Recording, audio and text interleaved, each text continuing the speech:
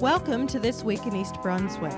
This week, Mayor Oskowsky announces major cuts and layoffs for the 1995 municipal budget. And the Township Council met on Tuesday night. We'll have a summary of that meeting.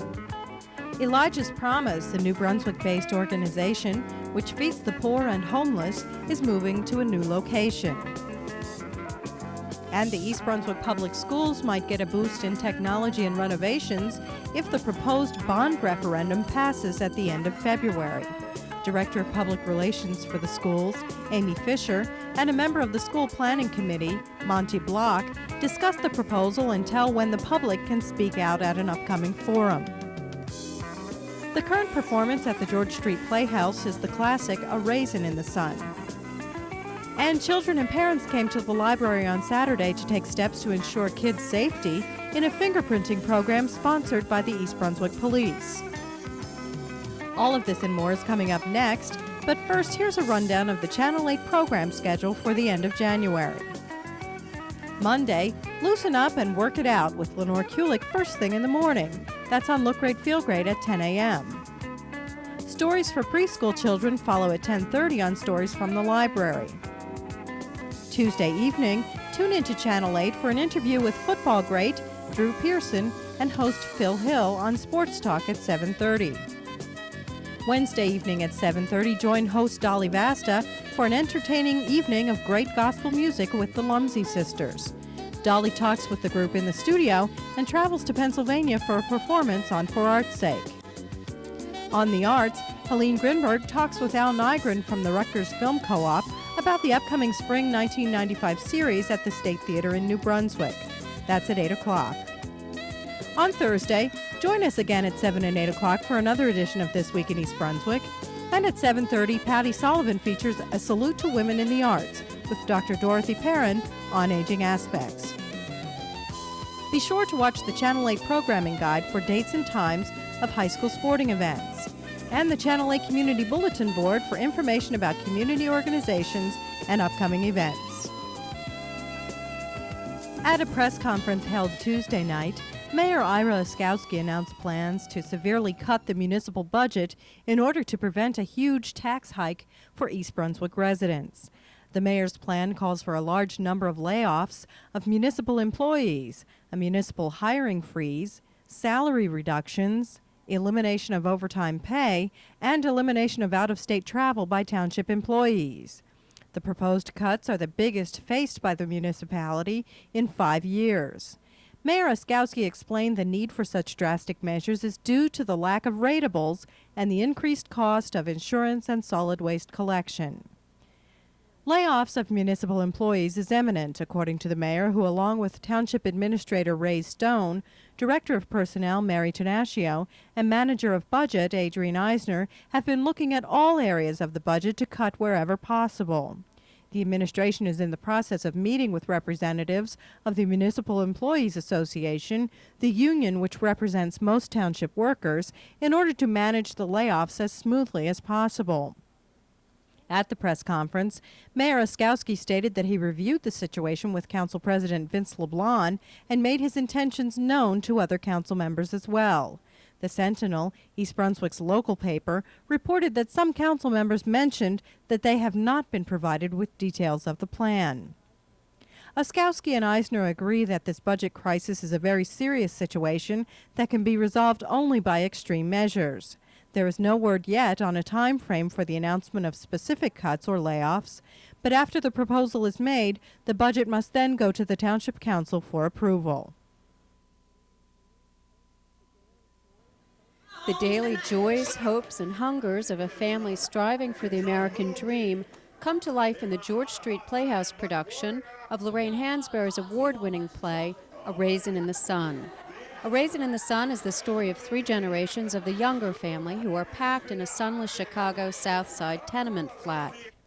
Lena, a maternal rock of Gibraltar, dreams of moving into her own home. Her son Walter dreams of owning a liquor store and being his own person.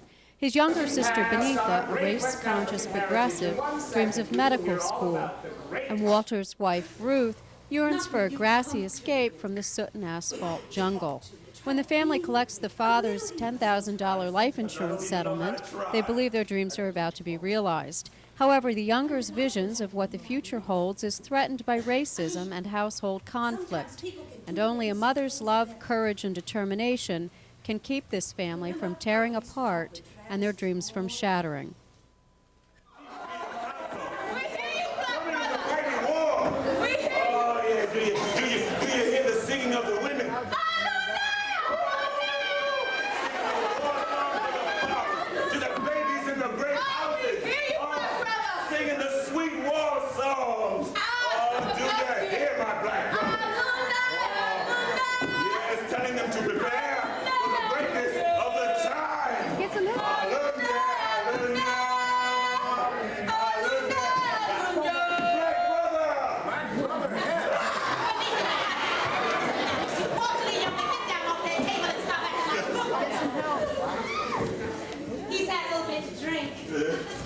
I don't know what her excuse is.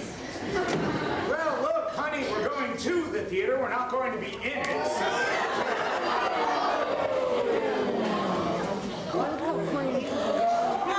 done lost your natural mind. Look at your head. What have you done to your head? I mean, your hair. You expect this boy to go out with you with your head all nappy like that? Well, that's up to George. If he's ashamed of his heritage, Oh, now, Benny, don't be so proud of yourself just because you look eccentric. That's natural to be eccentric. That is what being eccentric means, being natural. Get dressed. More than 4,000 New Jersey secondary school students are expected to attend matinee performances, which are followed by post-play discussions between members of the audience and the actors and directors of the play. A Raisin in the Sun runs through February 5th. Tickets range from $18 to $30. For more information, call the George Street Playhouse box office at 246-7717, Tuesday through Friday from 10 to 6, and Saturday and Sunday from noon to 5. The Old Testament prophet Elijah performed the miracle of providing food for an impoverished widow and her family from a jar of meal. Staff and volunteers at Elijah's Promise, the closest thing to a soup kitchen in this area, work miracles on a daily basis for many of the poor of New Brunswick. Currently located at Patterson and Nielsen Streets in Christ Church, Elijah's Promise will soon be moving south on Nielsen to the Catholic Church of St. John the Baptist. We spoke with Lisanne Finston, Executive Director. Our mission is very simple and very clear. It's to work to reduce hunger and its effects in our community. How do you do that? Well, we do that in a number of ways, and our ways are growing and expanding as time goes on. Firstly, we feed people. We serve prepared meals here on location. We serve lunch and dinner Monday through Friday and dinner on Saturday and Sunday. Every day of the week, every day of the year, we never miss a beat. The other thing that we're beginning to do more of is to not only feed people physically, but to feed people in terms of the other needs that they bring with them to the soup kitchen. We have a nurse who's here once a week doing health screening and basic health care. We have pediatricians from St. Peter's Medical Center who are here on a regular basis screening children. We have a small literacy project with one-on-one tutoring for folks in reading and writing skills. We have a number of different outreach workers who are here doing HIV and AIDS prevention and education and case management, people doing all kinds of different services for folks who eat here. How are you funded? We're funded actually primarily through donations from individuals and local businesses, congregations in the community, different charitable organizations. That's where the bulk of our funding comes from. We're also a United Way member agency, so we receive United Way funding. We receive some government funding from the federal and state government, and several small grants from area corporations and foundations. Where does your labor come from? Volunteers. Volunteers are the heart and soul of our program. We have about 350 to 400 regular volunteers who come in and prepare meals and serve and clean up for every meal that we serve here. Chuck, how long have you been volunteering here? I think it's either 8 or 9 years, ever since I retired. Why did you decide to do this? There was a notice on the board at church. It said they were looking for volunteers, so wife and I decided we want to give it a try. Does it require any special skills? Perseverance. Jane, what about you? Well, about October of '81, when it was started, I had heard about it, but I didn't come down till about January of the following year with a friend of mine, and I had full intentions of just coming one time, and I've been here ever since. Tell us about the history of the place. It started in St. John the Evangelist Church. The Reverend Smith there noticed that the neighborhood had needs, and a few of his parishioners and he got together and they opened their doors for lunch. They called it Lunch on the House of God, and I think those very beginning days they had something like 15 or 20 people, and it has grown tremendously as needs have grown, and I think we're up to about 125 usually for lunch during the week, the beginning of the month. The end of the month, it gets much more intense when people's funds are running low and before their various kinds of supplemental checks come in and so forth. You've seen a lot of changes here, Jim. What have been some of the most significant changes? I think the most significant changes is the numbers. As Jane said, when first started, you practically had to go out in the street and tell people that you were here. And since that time, it's just grown so humongous that it's tough to keep up with. What kind of people volunteer here? All types of people, all types. Senior citizens, people that works in the professional world around here, college kids, everybody. Anybody that wants to come down to help out, they come and volunteer. How did you get involved here? Well, I guess I could say that I was like homeless. Yeah, I was looking for a job, and they was looking for somebody to run the kitchen. I was living in the shelter, and Sister Martha, the lady who runs the shelter, told me that they needed somebody to come over here and coordinate the kitchen, and that's what I'd be interested. So how long ago was that? 4.5 years. How many people do you feed? Well, in 1994, we served a total of 60,004 meals or something like that here at the Soup Kitchen. We serve an average of about 130, 150 people at lunch, about 100, 110 people at dinner every day. We did see this last year about a 7.5% to 8% increase in the numbers of meals that we served over last year. So clearly, the problem of hunger is growing and not going away anytime soon. What do you attribute that to? Well, a number of factors, really. Partly, I think that we're looking at an economic situation of sort of trickle-down recession. Recession ended for some of our upper echelon folks, but is just now, I think, beginning to hit some of the lower income and working class individuals and families. Also, I think that we're looking at a day and age where government policy, which is dictated by the population at large, is becoming increasingly unfriendly towards the poor and people who are on fixed incomes, people who have disabilities and all kinds of needs, which is unfortunate. What percentage of the people who come here do you think are homeless? Well, that's a tough one because it depends on how you define homeless. I would say or guess that about 10 to 15% of the folks who eat here are what I describe as hardcore homeless, living on the streets, in abandoned buildings, in cars, don't have any place to stay really. Another probably 40 to 50% of the folks who eat here are what I call, and what people tend to call, the hidden or invisible homeless. People who are bunking up with relatives or friends, moving around very frequently, do not have what would be considered permanent, stable housing. A good number of our folks are the invisible or hidden homeless. What kind of business were you in before you retired? I was electronic repair, worked for the Turnpike. So have you had to draw on any of those skills in your work here? Well, it's nice to know a little bit about electrical things and repair some of the equipment around here that breaks down, such as coffee pots break down, put a new cord on the slicing machine, things like this. How many hours a week do you put in? How often do you work? Come in every Friday morning, work till about 1 o'clock every week. Tell us about the move. Yeah, we're going to be moving to a newly renovated location, probably the middle end of February. We're very excited about that. We're moving just down the street, the other end of Nielsen Street here, where we'll be in the old St. John's School, affiliated with the St. John Roman Catholic Church. It will be a ground floor facility. It will be completely handicapped accessible, and will be really a whole new experience for us to be in a place that will be new, shiny, new equipment. We're really looking forward to it. What prompted the move? Well, a number of factors. One being that we were always supposed to be here temporarily, and it's taken about 5 years to find and achieve the new location. Secondly, we're on the second floor here, which makes it difficult for a number of our guests to get up the stairs and manage to get to us. We have some folks who have to stay downstairs, and we have to bring food down to them because of the location. Secondly, it's time to move, and it's time for us to settle down someplace that we can call home permanently, and get that word out in the community. We'll be in a more residential location in a low-income neighborhood, so in many ways it's really an ideal spot. What would you say to others who might be interested in volunteering? Would you recommend this?